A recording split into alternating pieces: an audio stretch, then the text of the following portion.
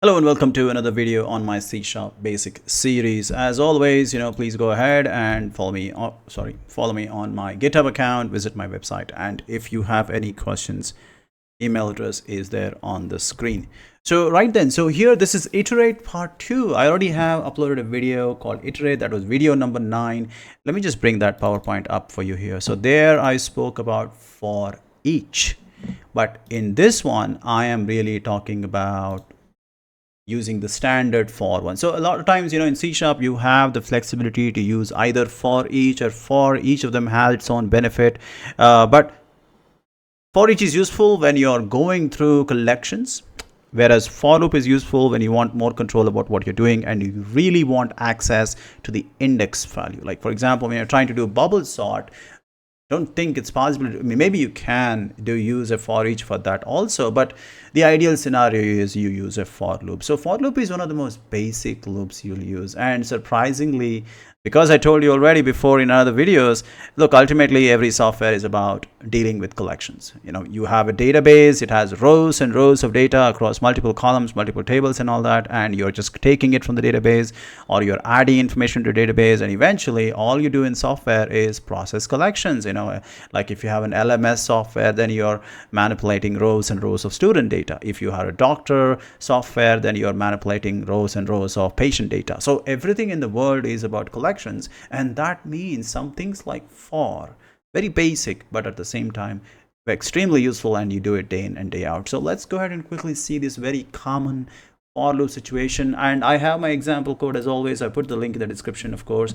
Now I will do again, just like last time we did it with for each, we did it with a string, and then we did it with an integer array. So string, of course, is an array of characters. So let's give it a try. So this is going to be another quick video, of course, nothing complex here.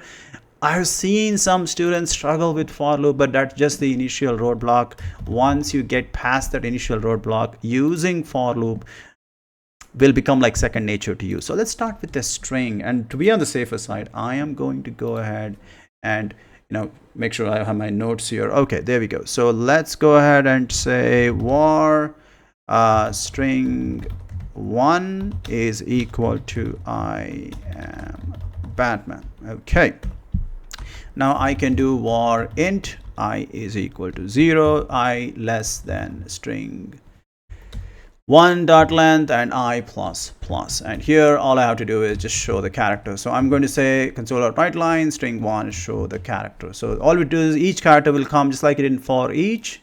So there we go, boom, I am Batman. I can also do some extra things here. So I can do something like if string 1 of I is equal to a space, I can say something like console.writeLine, hey, just got a space. We see if that works. There you go. Every time I get a space, I get one. Now it's showing the space and also the sentence. So let me see if I can do it only one way. So I'm going to take this one, comment it out, but I am going to put this in an else. So now it'll be a little bit better. So there you go. Whenever I get a space, I say a sentence like, hey, just got a space. Otherwise, I keep printing the character. So that's one simple way of using for loop. So the different parts of for loop is like this. First, you have the initial value. That is usually it is 0, but sometimes you start from the end, in which case I is equal to string.length, like you want to do reverse or something. And then you check, this is the condition. So this is like when the loop keeps running. So here we are trying to say like the length of the string. Okay, here we have 1, 2, 3, 4, 5, 6, 7, 8, 9, 10, 11, 12. So it'll go through the loop 12 times. And the moment the value of I, it starts at 0, it keeps increasing I plus plus. And then the moment it goes beyond the length of the string, so 12 or something, and then the loop will stop. So this is really what stops the loop. This is where the loop begins. And this is where the incrementer happens. So we can do a reverse as well. Let's try that. So I'm going to say same thing, same code. And instead of starting from 0, I am going to start at the end. Let's see what happens. So I'm going to switch these values. So I'm going to get the length of the string. And here I'm going to say I is greater than 0.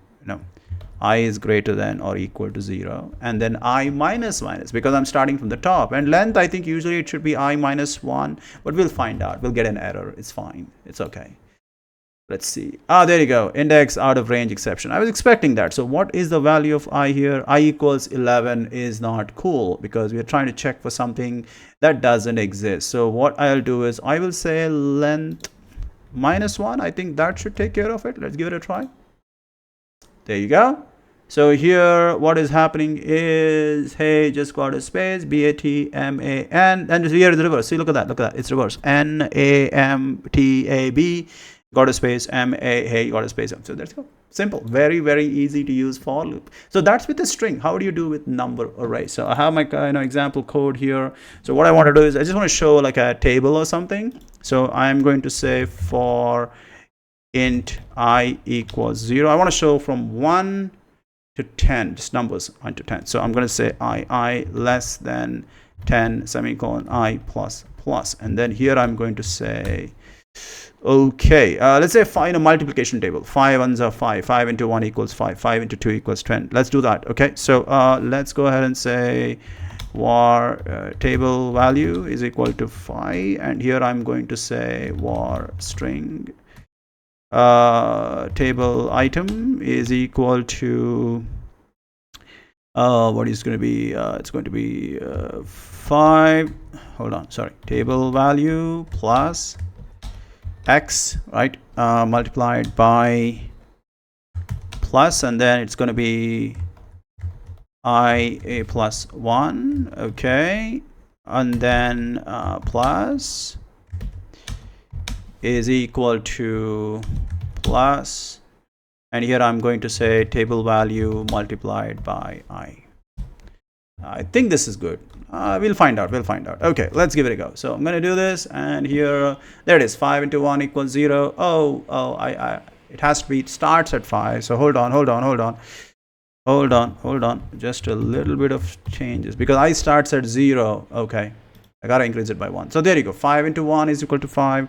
5 into 2 is equal to 10, 5 into 3 is equal to 15, all the way up to 50. So that looks nice, isn't it? That really definitely looks nice. Now what is happening here? So once again, just like last time, I'm starting with the initial value 0.